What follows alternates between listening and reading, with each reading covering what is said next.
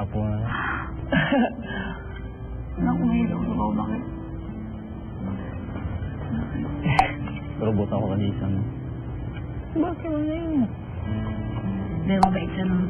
Ayok na hindi yung magsawa. Bakit?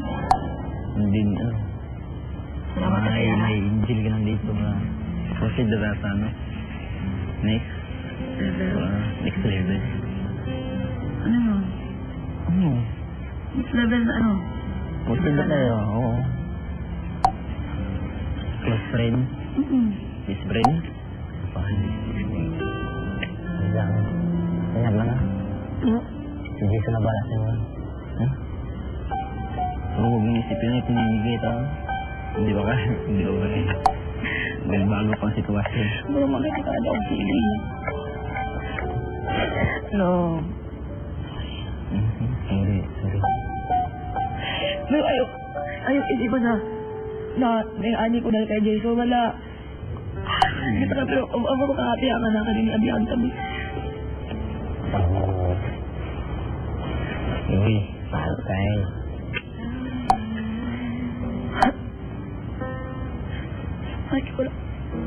May wala po ganun pakamatay, ha? Mahal, tingko ba mo lang, no? Hali, aging pakamatay bukas. Pero mag-ingat ka always, ha? Kaon ka daghan para pakulin ako sa jantan. Opo, madam. Bago ni Jason. Oh, madam. Suks na? Kaya dapat magpaluilo ko, ha? Dapat strong yung kapagawa din, ha? Na nakadukol sa TVB, ha? Uy. Haluin mo, magulay mo kayo payat ka kayo. Grabe mo galay. Grabe ko naman sa payat. Salamat, ha? Ano mo? Hindi. Ano mo lagi ka bro? Sabi mo lang mga pala bagoy. Ito ka na sa Manila. Paano ka na kay Roy? Aba lang. Ano?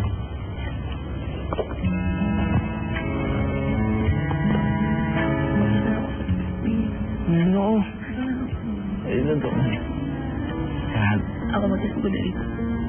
Lahat. Salamat lang, ha? Salamat din. Ayun. Bye-bye. Saka yung aeroplano, no? Dito. Diba, bro? Salamat, bye lang. Bye-bye.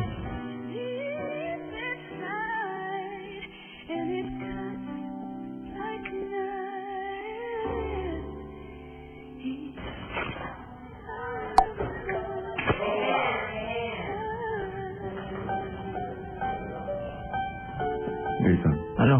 ngayon naman ay bibigyan kita ng pagkakataon na makausap mo si Roy. Naghanda ako ng may inom. Tol? Tol? Ano ka? Good evening. Ito. Basta. Rodo pala. Sige. Bang pagaya mo? Okay lang. Si Melissa pilit na itinatago ang tunay na nararamdaman mula sa naging pagharap nila ni Roy.